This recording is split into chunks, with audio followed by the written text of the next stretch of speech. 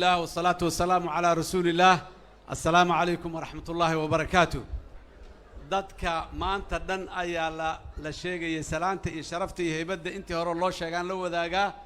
oo ay muxuu ahay madaxweynayaasha iyo gobta iyo maxaan ku raadayay gabdhaheena iyo wiilasheena kulli ay leeyihiin. waxaan ka bilaabaa mahad celin. waxaan aad iyo aad ugu mahad celinaa qalif cabdiqaadir macalin nuur iyo mu'assasada macalin nuur maxamed siyaad ee suurto gelisay intaan wadada inay sidaan raaxada la isugu yimaadaan meeshaan muxuu ahay degan oo qabowna ay isugu yimaadaan. waa u mahad celinaynaa sida haddaatu gudoomiye madaalo u sheegay bishii December laga soo bilaabo ilaa hadda guddigii geed fadhiga ahaayee maalin walba meel isaagaya ee waliba aniga intay yimaadeen warbixinada isiinay ku bilaabay ayaga jeebkooda inay qadadooda ayaga ila baxaan oo isku yeeraan isqada siiyaan isla fariistaan oo ay ku soo bilaabeen sidaas markii dambana dadkoodii heleen. waa ayagana mahad weyn ay mudan yihiin sidii madaxweynuhu hadda uu sheegayo waaye maalin walba qofaa uu shaki iska qabay qofaasi uun wax ka ahaayeen qofaasi uu arkaayay marka inay saas u daba dheeraato oo maalin walba qof loo tago raalli ahaa la yiraahdo oo maanta sidii quruxda badan ee hadaata madaxweyne shariif uu tilmaamay dad badan oo aan muddo is aragin ay meeshaan isugu yimaadaan ay xabadka is saaraan oo is salaamaan oo is dhageystaan waxaan isleeyahay wax aad iyo aad u qiimo badan waaye.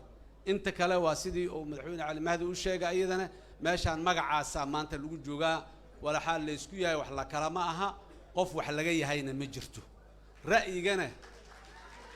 ra'yigana waa loo madax bannaan yahay qof walba waa u madax bannaan tahay ra'yigiisa waana qiimaha dimuqraadiyadda ay leedahay. haddaad ra'yiga kale inaad dhagaysato aad kari weydo dhaqanka dimuqraadiyaddu waa kugu liitaa. marka waa inaad dhagaysataa qofka kale ra'yigiisa waa laga yaabaa inuu ku dhibo waa laga yaabaa inuu xanaf leeyahay laakiin qofka yiriyay dhibaysa hadduu xanaf leeyahay ama haddaanu qurxoonayn adiga dhageysanayo ma aha qofka muxuu ahay eedda galaya ama dhibka qabo. marka waa in la is dhageystaa xurmad iyo karaamo iyo qadarin iyo walaalnimo la isu dhageystaa. intaas markaan ka tago wax dhiman oo aan maanta ka hadla ma garanayo. runtii dad aad iyo aad u qiimo badan oo wanaag badan oo taariikhda dadkaana ka soo sheekeeyay doorka ay ku leeyihiin ka soo sheekeeyay waa dhab intaasoo dhan. dadkaani dowladnimada Soomaaliya qiimi badanay ugu fadhidaa qarash badanay ugu fadhidaa dhiig badanay ugu fadhidaa kama suurowda inay dowlad ay lu gooyaan sideedaba.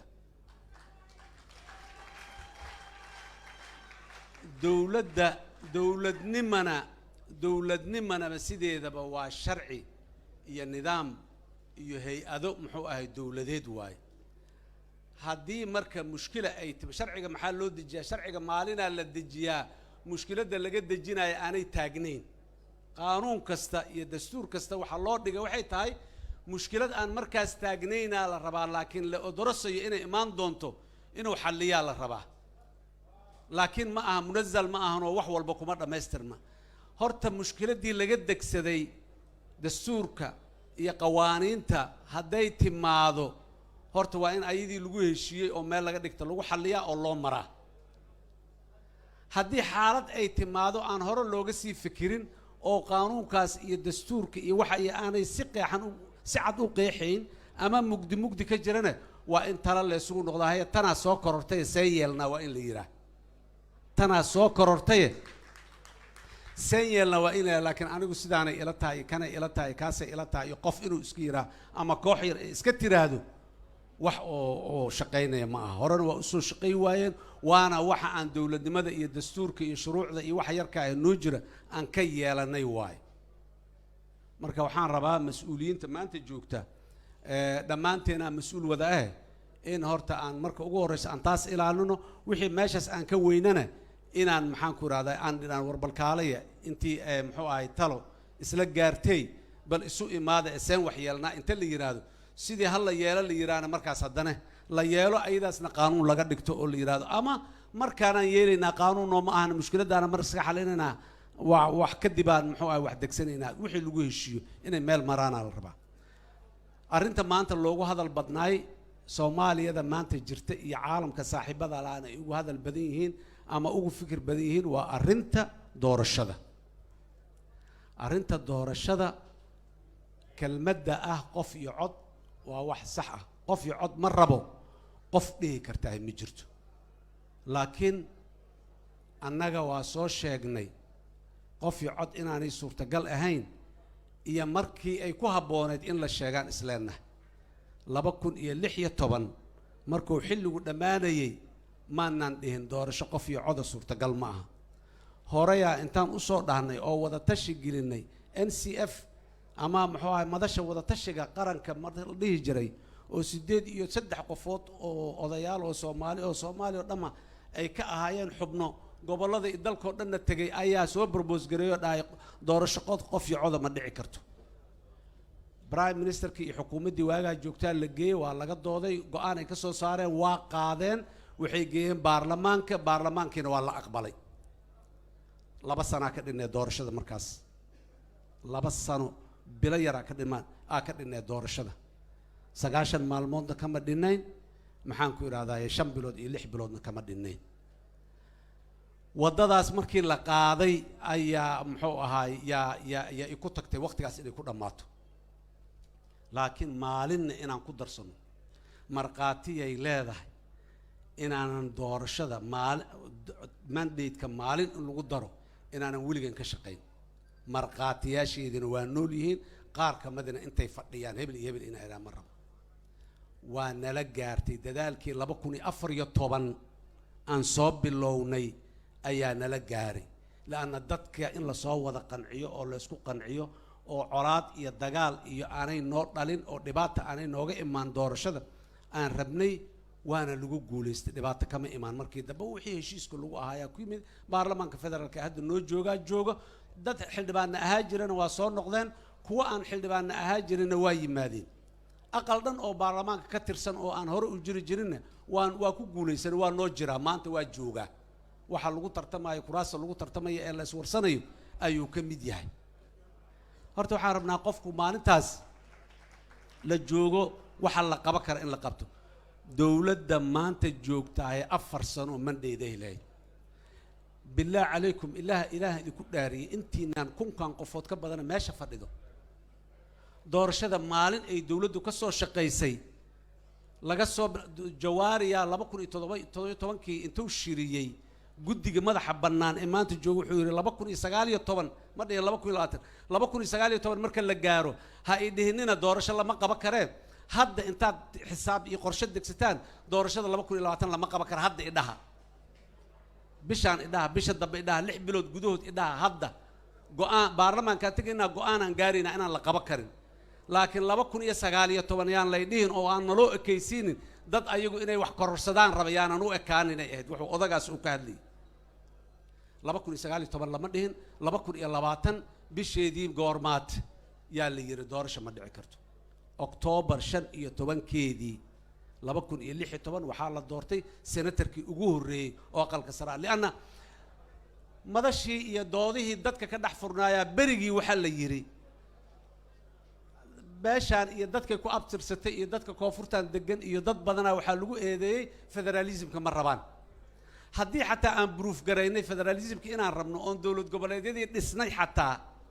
oo dalka oo dhan aan dawlad goboleedyadii ka taagnay weli dadaa waxay soo istaageen annagaa naqaano dadkan muxuu ahay ma rabaan federalismka oo doorashadu markay dhacdo oo golaha shacabka la doorto waxay dhihi rabaan aqalka sare xoog looma hela naga daaya sidaas daraadeed maxaan seer xal keena mushkilad leh qofku inuu sheego maahan qofku waa inuu xal sheega waxay dhahay aqalka sare waa in horta la doortaa go'aanay ahayd aqalka sare doorashiisa in la soo hormariyo sidaasaa bishii October 15keedii senatarkii ugu horeeyay loo doortay ka bacdina waxaa ku xigsatay golay shacabka iyo wasal dhamaadeen ilaa bishii November ay ku dhamaatay December 27deedii waa hadda la leeyahay 26deedii mislaati waa maalintii la dhaariyay baarlamaanka oo dhan kadibna wixii ka dambeeyay waxay u diyaar garowgii muxuu ahay 8 February doorashadii kale oo madaxweynaha in la jooga mar walba hal la joogo tala away tiilay meesha mar walba waa tiilay mar aanay oolin ma jirin laakiin taladaasi waxay ka go'daa oo ummadda ay ula saaratay ay fiirsanayso madaxweynaha jamhuuriyadda waaye ninka ay ka go'do baarlamaanka golaha shacabka ee Soomaaliyeed waxaan leeyahay xilligan oo kale marka la soo gaaro taariikhda markaan dib u fiirino 20 sano 2000 laga soo bilaabo ilaa hadda dawladda Soomaaliyeed ay soo jireen xilligan marka la gaano baarlamaanka qalalaasuu gadi jiray marar badanna waa xirmi jiray marar badanna inta la isku daqarayo kala tegi jiray xildhibaanada 2016 ma dhicin arrintaas haddana yay dhicin baarlamaanka xilligiisii waa dhammaaday waqtigii la siiyey waa dhammaaday fursaddu u furan waxay tahay inuu doorasho aado in badanoo ka mid dadaa carta ka soo noqda xildhibaan ilaa maantana xildhibaan oo baarlamaanka joogo yaa ku haysto waray adiga cartaad ka timid intaad u joogtaa yaa maalina yaa su-aalo oo question garay ilaa maanta 20 sano xildhibaan yaa wiilkaas ama gabadhaas waa xildhibaan qofku haysata ma laha sii joog ilaan xaddi dastuurku ma xadidin ma dhihin intaasoo teeram ka bacdi xildhibaanku soo ma noqon kara lama dhihin haddii la dhihi lahay waa lagu qabsan lahay asigana laakiin inaad noqotid waaye 329 xildhibaan oo baarlamaanka ka koobmaa oo labada aqal ah xasan sheekh marka lagu daro waa 330 aniga marka layga reebo 329 ka kursi ee soo hertay kan ugu yaraa 5 qofood sugu haysaa 5 qof u taagan oo in la soo doorto rabto meelaha qaarkoodna ka badanba waaba la yiriba ka badanba kuwa qaarkood waliba kuraasta beeshan waxaan isleeyahay ka badanaa u taagan 5 ka badanaa kursi kasta u taagan war marka fidna lagama taliyo balaayana looma uumiye doorashada waa inaan aqbalnaa ama mid qof iyo cod ha noo noqoto ama mid dadban ha noo noqoto mid heshiis lagu yahay inay ahaato waa waxa muhiimka ay u tahay lianna waxay ahayd doorashadan 2017 shaqadeeda in la bilaabo dowladda maanta qof ku haysa lahayd oo su'aal geli lahayd oo ma question garay lahayd ma jirto laakiin haddii dowladda inta waqtiga sugtay waqtiga ugu dambeeyay ay keentay dhacdo doorasho loo baahan yahay waa inay dadka kala tashataa wixii la soo qaban karay waqtigii la soo qaban karay waa dhammaaday maanta haddii waqtiga noo dhiman qof iyo cod aan ku helayno maxaanba ku diidaynaa biyaa heli karba xisbiyadayna yaaba diyaar ooba taagan be waaba u diyaar garownay xisbiyaanba mar hore u tolannay weelaanba u samaysanay inaan doorasho qof iyo coda la aadeen diyaar qof diidan ma laha laakiin waa in maxaan ku idhaahday doorashada un raalli la isaga noqdaa lees warsadaa waxaa hadda ka bilowday dhuusamareeb ee bilowga ah waa inay dhammaystirmaan meelay soo gaartay waxna waa u dhimeen horaan u sheegnay waa inay dhammaystirmaan waa dhammaystirmi karaan qof iyo cod ha nooga soo baxdo extension ha nooga soo baxo walax kale ha nooga soo baxaan walax raalli la isugu yahay le aan helna le laakiin inaan joogo jeclaayaa ma soconayso odagii adeerka ahaayee hadda ka hor dardaaran la yiri inaan joogo jeclaayaa dhaafi waaye markii dambe loo sheegay la yiri adeer hebel iyo adeer hebel iyo adeer hebel haddaad aakhire aadana kaaga horeeyo haddaad joogtaan annagaa kuu joognee dardaaran madaxweyne maxamed cabdullaahi farmaajo waxaan leenahay haddaa kursiga weydid xataa annagaa kaa soo horeyno kula joogayne oo hore kula ah madaxweyne hore dad badanaa kula noqonaaye ilaan aniga iyo madaxweyne sheekh shariifa hadda joogno labadaa maa meesha wada tegi doonno haddaan ugu fiicna qofaa tega ama midaan labadaa in ahaynaa tegayo marka madaxweynuhu mar walba helow haysanaya haddii xataa uu tegi haddii kale inuu tago fursad u haystaa inuu ku laabto oo la doorto madaxweyne mar la doorto mar labaad lama doorto waxba meelaha laga sheegaa laakiin maalin istaagay maalinay sheekadaas istaagay oo madaxweynihii mar la doorto hanaloo soo celiyo hanaloo soo celiyo hanaloo soo celiyo ay imaaneen marka madaxweynaha fursad u haystaa lagama fursad badna dhinac walba loogama fursad badna muxuu ahaay doorashadaas un hal la aadaan leenahay sharaf iyo karaamo ummadda Soomaaliyeed ku jirto madaxweyne maxamed cabdullaahi farmaajo annagu isku xisbina ma ahayn qaraabo kalena ma ahayn markaan shalay labada gacmood ka qabanayne magaca Soomaaliya iyo dawladnimada Soomaaliya sharaf iyo karaamo inay yeelato ayaan rabnay waana yeelatay waad ogtihiin baryahaas oo dhan social media waxa socon jiray dad badan oo caalamka carabta ku nool naxnu natlub bisomala inay soo wada qoreen sida Soomaaliya kalaan rabnaa oo aan mithaal badan noqonay waa la wada garanayaa maalintaas yaa madaxweynihii la doortay labadii madaxweyne ka horeysay oo isla taagan oo maxaan ku iraahday gacmaha is haysto waxay ahayd wax weyn oo maxaan ku iraahday Soomaalida runtii sharaf u ah haddana sharaf u ah adduunyada dalal badan jooga oo madaxweynayaasha hore oo dhan ay wada joogaan taas intaasaan rabaa inaan uga baxo ayadu meeshaas waa doorasho waa noo doorasho waana doorasho heshiis lagu yahay ilaahay idinka sidii alla yira waxa soo haray ilaalinta iyo sarreysiinta sharciga lama kala xoog badna واللي صوت تجابي قبيل لقوما كلا أتكادو لقوما كلا رونادو باشان ما أنت ماشي دقن أنت وحال لقى هادلي ضد با وحكتها بنايو ضد كاس وضد كيسكو دقان هاين إسلا جوجيني أنت قول هذا قاعدتي دوش الدقان أنا يدقنين ضد دقن ومتجين وأنا وحيابا تاريخ ده كل هذا دقان أي ندقنين بلد دقن أنت دوش ومتجين لكن ضد دقان كي دقن تاي سومالي بدنا لا دقن كواسا وحكى للجارين وكواس كو هذا كورن ولا داوي هذا نوليها لسيد داوي ولا سوي قرحية اللي ليه وقلب تاس آدي آذان أنا هص وحريقة وأنا مهم عامين كنت هاي دد كان عامي كويهن وأنا هذا دردارن كينون واكاس تاس مركب محاكة دلنايو حاكة دلنايو ماشان لوجا دواجي قبل كبنادر رحت قدال إنا نقدان ربا قبل كبنادر أنا دور مرة واشة وكوعنا رحت قبيدي كذا دمستر عندي جريو كم ده هاي بينلو نندن تي نندرو مرق أقب صدا قبل كبنادر اسمه سيدول قبلت كيس اسمه سي أنا كشقي أنت صورة قل أدنى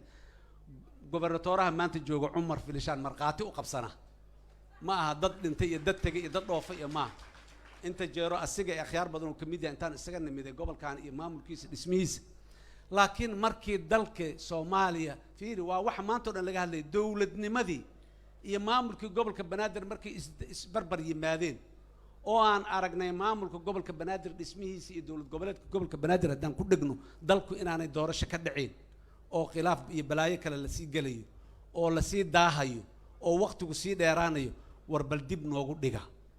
muxuu ahay wax badanaa dawladnimada weli qabya ka ah waan dhammaystiri doonaayay ahayde ilowshiyo iyo muhiimad yaraan ma aha gobolka marka gobolkaas dawladdaas la sheegaya ee banaadir state waxa waaye beeshaan ma aha mug iyo macno iyo maqaam iyo weynaanay beeshaan ku leedahay laakiin waxa loo hadlaya ee maamulka loo raadinaya ee dawlad goboleedka ha dhistaan leeyahay waa dadka banaadir ku nool oo dhan oo Soomaaliyeed waaye waxa maamulka loo rabo maamul kastoo la dhisana beelaha Soomaaliyeed ee deegaanka degan oo ka dhaxeeyay waana ku kala badnaayeen waana ku kala mug weynaayeen kana ka duwanaan maayo waa lagu kala badanaa waa lagu kala mug weynaana laakiin dadka degan waa meeshaas waa qodob waxaan rabaa arrinta labadaba marka qaarkood isku qasmaan maqaamka caasimadda iyo dawlad goboleedka banaadir waa kala duwan yihiin waa in la ogaadaa maqaamka caasimaddu intee caasimad ka ah Soomaaliya ka dhaxaysaya beela gaar iyo deegaan gaar u gaar ma aha maqaam caasimadeed in go'aan laga gaaro iyo sida uu ekaanayo laakiin maamulka deegaankan dadka deganoo ka go'a ee guriga kule ee cariishka kule ee dukaanka kule ee maqaayada kule ee maxaan ku raahday muxuu ahay qaxootiga ku ah ee muxuu ahay IDB da ku ah ee ku nool magaaladaana cabirtay ee dhulka degan ee deegaan u ah ee muxuu ahay inta ay qusayso maxaan ku raahday deegaankan oo dhan ayaa muxuu ahay dawlad goboleedka banaadir u dhismaya maanta Soomaaliya qabaa'ilka waa laga dayriyaa laakiin qabiilka waxba ugu soo dhismay maamul goboleedyada la sheegayo dhan qabaa'il isku tagay oo heshiiya annagu ma rabin inay sidaa u dhismaan hoos in laga soo bilaabo dawladaha hoose laga soo bilaabo degmo kasta la soo dhiso gobolkii la dhiso labada gobol maamulo laba gobol iyo wixii ka badan oo dastuurkeena maamulada inay ahaadaan waxa heshiinayo oo goboladaasi maamuladooda ay heshiiyaan oo maamul ahaan loo heshiiyay muhiimadda ahayd ayadoo dawladnimadii ay hoos gaarsiisan tahay laakiin dadka Soomaaliyeed naga tanbadiyay waa nalaga xoog badiyay waa rabitaankii dadka waa ka hor imaan weyne mawjaday ahayd fahamkii dadka iyo maalintaas meeshay joogeen sidaas ahayd sidoodiyaa lagu aqbalay hadba intii deegaan ka dhaxeeya isku timaadaan la yiri ayaga yaa dhisteen maamulka gobolka idkan degmadana inta deegaanka ka dhaxeeya un baa dhisalayd mar walba beeli waa isku yimid hadda maanta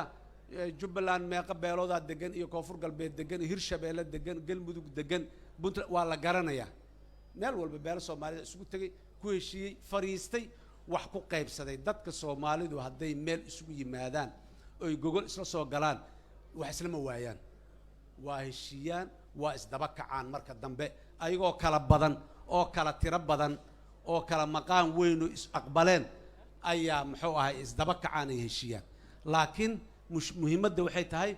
madal ay isugu yimaadaan mar walba la fududeeyo la abuuro la hagaajiyo mar kale waxaan leeyahay waa muhiim in dowlad goboleedka banaadir state la dhisahay waa muhiim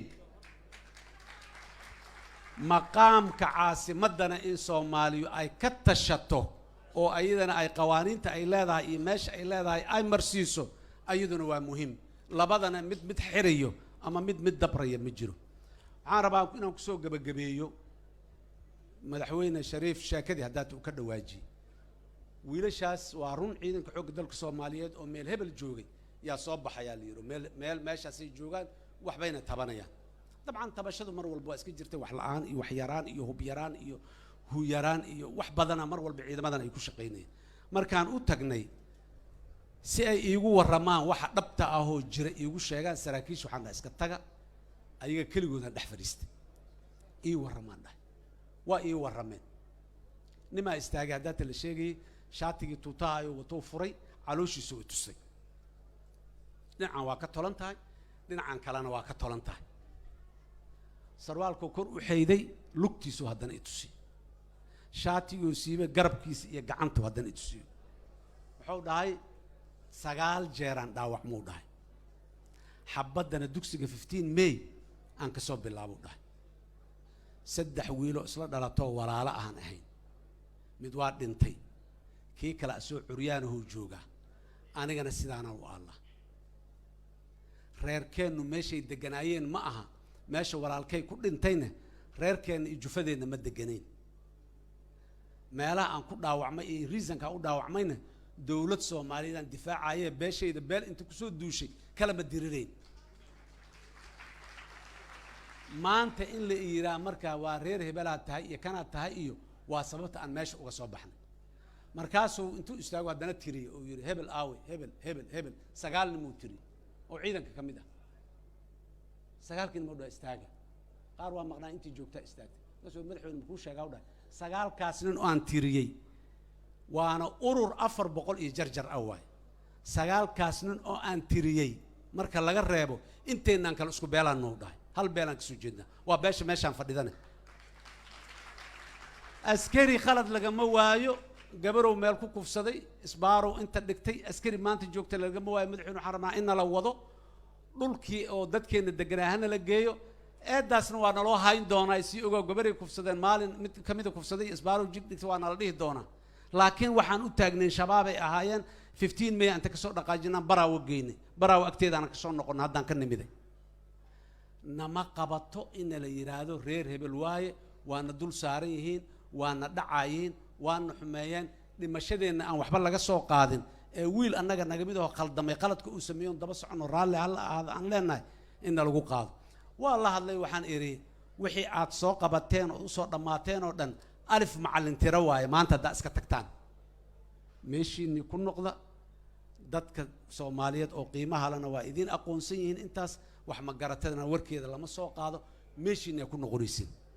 meeshoodii ku noqdeen galabtii waa caraabeen baabuurtooda rarteen waxay u noqdeen meeshii ay soo baxeen ka yimaadeen u noqdeen dadkan horta dawladnimada marka dawladnimada qiimahaasna waa noogu fadhidaa boqolaal wiil iyo kumanaan wiilaa dawlad intaan lama rabo dagaaladii sokeeye iyo kuwa dhaxdeena ku dhintay iyo marka laga yimaado kumanaana uga dhimatay ayagoo dawlad Soomaaliyeed difaacayo maalintii madaxweyne Cabdiqaasim walkan yimid iyo maalintii madaxweyne Cabdullaahi Yuusuf joogay iyo maalintii madaxweyne Shariif joogay iyo maalintan aniga joogayba wiilal Soomaaliyeed dawladnimada Soomaaliya u dhimanayay oo deegaanna kala duwan oo fara badan jooga kuwa beeshaana waa ugu sii horeeyay nama qabato maanta in qof oo lagu tilmaamo ama nagu sheego inaan ama qaran dumisnahay ama dawlad diidnahay ama kanahay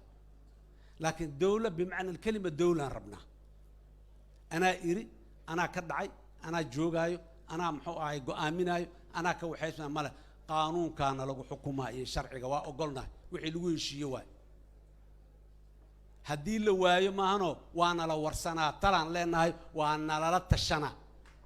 waana la weydiina mushkiladana taaganaysa looga gudbaahaan la dhaha tala fiican oo dalka iyo dadku u fiican yaan leenahay yaan jeedinaynaa laakiin ana iska dhahanayo iyo muxuu ahaa dad yara iska dhahanayo maaha waa meerto madaxweynaha hal maalin annaga ma question garaynin kuma ballamin cid kulama hadlin in madaxweynaha iyo sharciyadiisa iyo xukuumadda iyo dowladnimada iyo baarlamaanka iyo jiritaankooda in la question gareeyo laakiin niyo meeshaan ama wax ka qaldan yihiin haddii la yidhaah macnaheeda maaha inaan madaxweynihii la question ama su-aal la geliyey ama sharciyadiisii ama dowladnimadii wixii qaldan waa la sheegaa waana nidaamka dimuqraadiga dimuqraadiyadda iyo dadka dimuqraadiyadda dhisoo dhan qiime inay bixiyaan ay tahay aa laga rabaa waa midaan ku bilaabay ra'yiga qofka kaa soo horjeeda waay haddaadan aqbali karin ra'yiga qofka kaa soo horjeedo oo korku ku muxuu ahay ku gubanaayo oo laga yaabo inaad awaamir iyo wax kale aad bixiso dimuqraadiyad ma dhisi kartida walax kala doono laakiin wiil Facebook ka qayliya mid maxaan ku rahaa internet ka hadla mid television ka hadla mida maxaan ku rahaa meel kale ka hadla lama hor istaagi karo lagumana ciladey karo lagumana ceebi karo dadkaa qiimeynaayo hadalkaas uu qofkaasi yiri dadkaa qiime intana la soo hor fadhiiso dowladahan muxuu ahaay intii la dhisaayey federalismka aan ka shaqeynayna maalmaa ka mid ah mar walba waa sheegaa qabiil Soomaalida waxay dhaheen madaxweynaha rabnaa kaligiisaan rabnaa wiilashu ay madaxweynaha 30 qofood 40 qofood isla socota madaxweynaha kaligiisaan rabnaa dhays kaligaa meel kugu magay karnay maxay reer hebel maahan oo magac qabiil mootaan oo ka leexda magac qabiil wax lagu mahallay kareen madaxweynena wax looga mahallay kare waa sharafay u tahay madaxweynaha waa soo dhaweeyay provocation in inta la iga xanaajo waraa waa edab darantiina tago edabna ma qabtiin aan iraaha yaa lagu soo tashaday oo la yiraahdo waa kaasa madaxweyne waana diiday mana ku jirno shirkaan anaga waa ka baxnay waxaana waxba ku maleeyay nima istaagay suldaan hebelow warana la yiri ninaan la magacaabay aniguna waa ogaa beeshaas inayna suldaan lahayn aan ogaa markii in fidna la soo wado waa fahmay markii suldaan hebelow hadal markii la yiri in fidna la soo wado waa fahmay madaxweyne Soomaaliyeed ku maleynayna ma ahide nabadoon reer hebel ahaa taalayda meeshaan nacwad waxaas u fadhida meeshaan u timid waa dhageystay mida wariyaha madaxweynaha maxaa soo soo waraa warkayga idaf waa la isku qaqayliyay warkiisa u dhaaf suldaanka ha hadlay ka leexda warkii ma gow dhameystaan ayada lafsideedan qaadanaynaa wixii kale iigu timideen ii sheega ayadaas lafsideedan qaadanaynaa nabadoon uun soo burcada tahay oo tuugaad qoraya qarabka waxba dil rabta ama la ilaa nabadoon soomay nabadoonnimadan qaadanaaye nabadoonku wixii kaga dhex jiro hal ii sheego markii dambe waxay ku soo dhamaatay hooyaasho iyo raalli ah iyo kor la ii qaado waxaan kugu soo tala galnay waxaadna tiri isma lahe raalli ahaada raalli ah in leeyahay dimuqraadiyadu saasay leedahay telefishinada iyo YouTube-ka meel walba ku jirtaa waa ku duceynaynaa dhaaf public life ay ahayd ma ahayn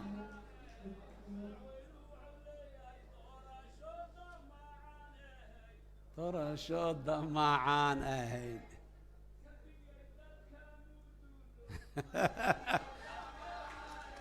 waa maasantahay garad waa maasantahay marka waxa waaye dimuqraadiyad iyo dowladnimo iyo dad inaa isu keentid hadaa rabtid waa inaa wax badan u dulqaadataa wax badan u adkaysataa wax badan aad aqbashaa banaankaas markaad maraysid laguma dhahay intaasoo dhan beledkaanaan joogay madaxweynenimada anoo 60 sano kusii dhawaan imiday 52 sano jira weligayaan joogi jiray maraan macallin jaamacadeed ahay maraan maamulo ahay maraan hay'ad madax ka ahay maraan bulshada rayidka madaxdeeda beledkan aan ka mid ahaa hal maalin layma caayin wax laygama sheegin layma waxayna laakiin mugaan madaxweynaha noqdaalba marka waa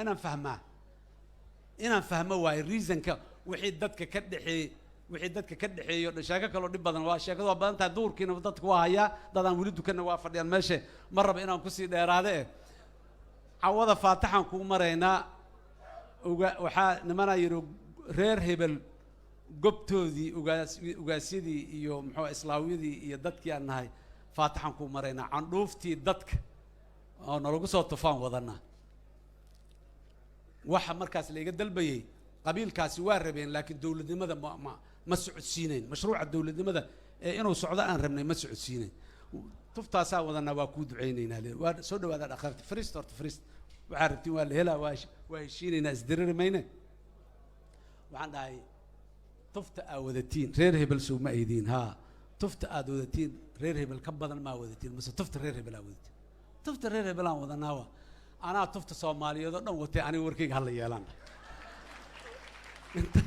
inta qosol la kala jeestay aan yiri ninkan maarno heli ma inaga keena marka waxaan ka wadaa aan aqbalno aan is aqbalno walaalayaal ka beel ahaan aan isku aqbalno ka Soomaali ahaan aan isku aqbalno yaanan dhibsanin warka nin kasto Soomaali xuduudda inta ka gudbay xuduudaha ka gudbay ee qoryo qaatay oo rag badan meesha fadhiya ay kamid yihiin Soomaali kale buu ka cararayay dalka markaas uu ka cararayay gumeysina ma haysanin isticmaarna ma haysan Soomaali kala xukumayay ama reer kala joogay oo waa ka xoog badan yihiin waa ka adag yihiin waa ku dhageysan waayeen kuma rabaan oo yiri dadka yaanan iska eryin qof walba aan dhageysano ra'yiga aan qabno aan ku qancino ama ka watahan ugu qanciyo midna waa isla qaadan hadii aad iyo aad u mahadsantihiin waxaan leeyahay guuleysta dhamaantiin Soomaaliyana ha noolaato nabad iyo dawladnimo iyo doorasho waqtigeedii ku dhacda. Assalaamu calaykum wa rahmatullahi